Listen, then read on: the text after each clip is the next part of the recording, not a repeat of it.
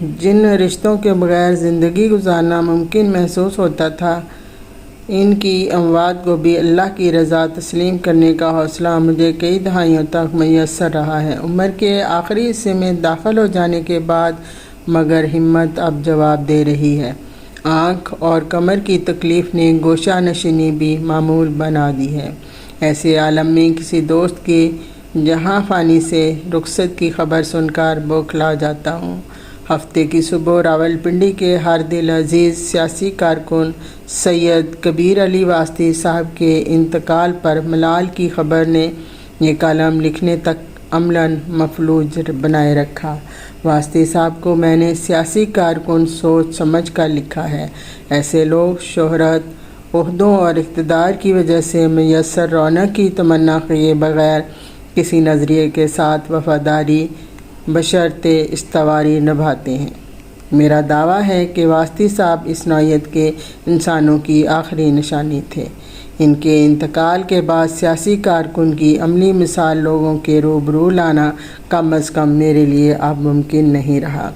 قیام پاکستان کے بعد ان کا گھرانہ مراد آباد سے راولپنڈی منتقل ہوا تھا۔ ان کے والد ریلوے کے ملازم تھے۔ بڑا کنبہ تھا۔ سفید پوشی کو استقامت سے نبھانا اور اپنی اولاد کو آداب مجلس کی ہر وہ روش اپنانے کی تربیت دی جو خاندان کو شائستگی اور تہذیب کی علامت بنا دیتی ہے۔ تعلیم مکمل کرنے کے بعد واسطی صاحب نے نسبتاً چھوٹا پرنٹنگ پریس چلا کر رزق کمانے کی جدوجہد شروع کر دی۔ شادی کے بعد ان کی اہلیہ شعبہ تدریس سے وابستہ ہو گئیں۔ اپنی معاشی ضروریات پر کامل توجہ دینے کی بجائے واسطی صاحب مگر حقیقی جمہوریت کے قیام کی جدوجہد میں مصروف ہو گئے۔ مسلم لیگ کے ملک قاسم ان کے آئیڈیل تھے۔ ملک قاسم صاحب اٹک سے ابھرے ایک وجیہہ آدمی تھے۔ نیوی میں بھرتی ہوئے تو انگریزوں کے خلاف جہازیوں کی بغاوت سے وابستگی کے شعبے میں برطرف کر دیے گئے۔ قیام پاکستان کے بعد ایوب حکومت کے دور میں عملی سیاست کا رخ کیا۔ ان دونوں کی حکمرانی کنونشن مسلم لیگ کے اہم عہدیداروں میں نمایاں رہے۔ ایوب دور کو بہت قریب سے دیکھنے کے بعد ملک قاسم صاحب نے طے کر لیا کہ دیدہ ور وطن عزیز کا مقدر سنوار نہیں سکتے۔ جمہوریت ہی پاکستان کو استحکام اور خوشحالی فراہم کر سکتی ہے۔ سقوط ڈھاکہ نے ان کی اس سوچ کو مزید توانا بنایا۔ ذوالفقار علی بھٹو نے حکومت سنبھالی تو ان اقدامات کے خلاف ڈٹ کر کھڑے ہو گئے جو ان کی دانست میں فسادیت کو فروغ دے رہی تھی۔ واسطی صاحب ان کی جان نثار ساتھی بن گئے۔ ملک قاسم مرحوم کو سبق سکھانے کے لیے غلام مصطفیٰ کھر کی براہ راست نگرانی میں گھناؤنے پولیس تشدد کا نشانہ بنایا گیا۔ ان سے وابستگی نے واسطی صاحب کی زندگی بھی اجیرن بنانا شروع کر دی۔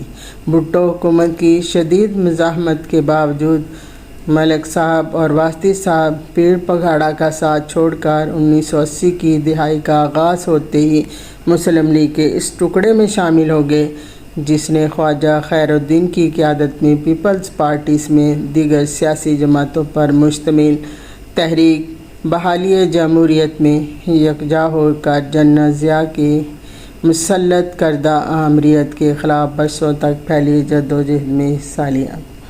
ذوالفقار علی بھٹو کی پھانسی کے بعد جنرل ضیاء نے تمام سیاسی سرگرمیوں پر پابندی لگا دی تھی۔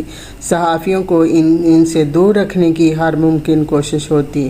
ملک قاسم مگر جب بھی راولپنڈی یا اسلام آباد آتے تو واسطی صاحب کو گوریلا تحریک کے سدھائے کارکنوں کی طرح نوجوان رپورٹروں سے رابطہ کرتے ہوئے اپنے قائد سے خفیہ ملاقاتیں کروا دیتے۔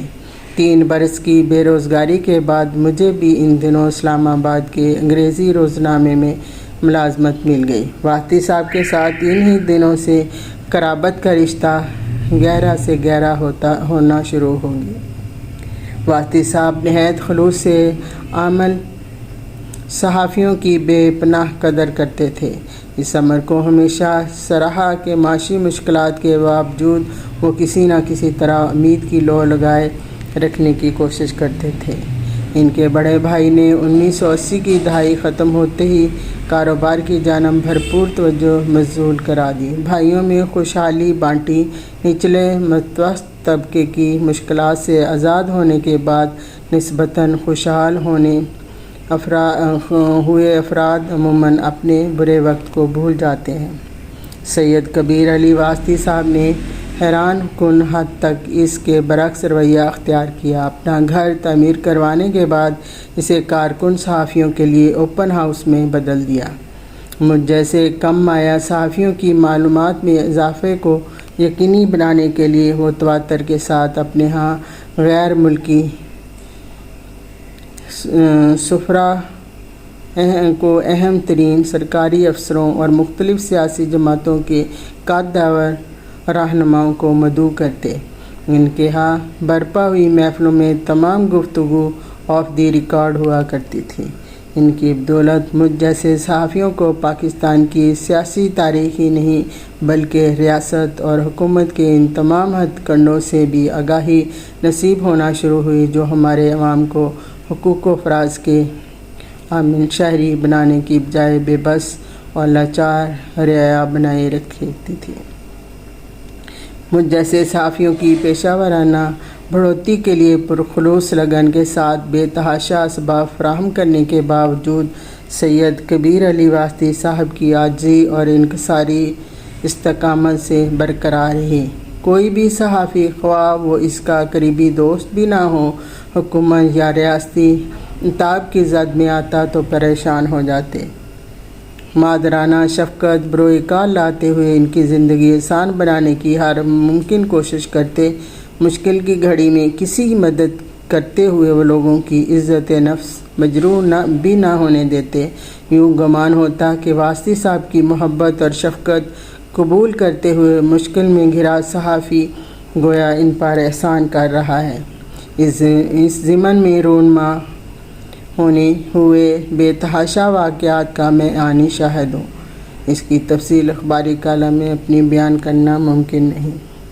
یہ بیان کرنا مگر لازمی ہے کہ چند برس قبل واسطی صاحب نے بالآخر دریافت کر لیا کہ سیاسی جدوجہد اور اصولی صحافت کے ذریعے وطن عزیز میں حقیقی جمہوریت کے خواب کو تعبیر فراہم کرنے کی جدوجہد بے سود ہے۔ زمانہ اب یقیناً بدل چکا ہے، مکالمے کی گنجائش باقی نہیں رہی۔ ایسے دور میں تیاگ اختیار کرنا ہی مناسب ہوگا۔ بیماری نے بھی انہیں بستر سے لگا دیا تھا، دوستوں سے کٹ کر گوشہ نشیں ہو گئے۔ اس کے باوجود کالم بہت غور سے پڑھتے۔ ان میں کسی تاریخی واقعے کا ذکر ہوتا تو فون کر دیتے۔ نصرت صاحب بہادر سے گفتگو کا آغاز کرتے ہوئے مزید تفصیلات و توجیہات بیان کر دیتے۔ اس کے بعد میری دونوں بچیوں کے نام لے کر ان کی بابت تازہ ترین شفیق بزرگوں کی طرح جان کر فون بند کر دیتے۔ ان کی رخصت کے بعد گھبرایا دل شدت سے یہ سوچ رہا ہے کہ سیاسی تاریخ کی بابت اب مجھے کون باخبر رکھے گا۔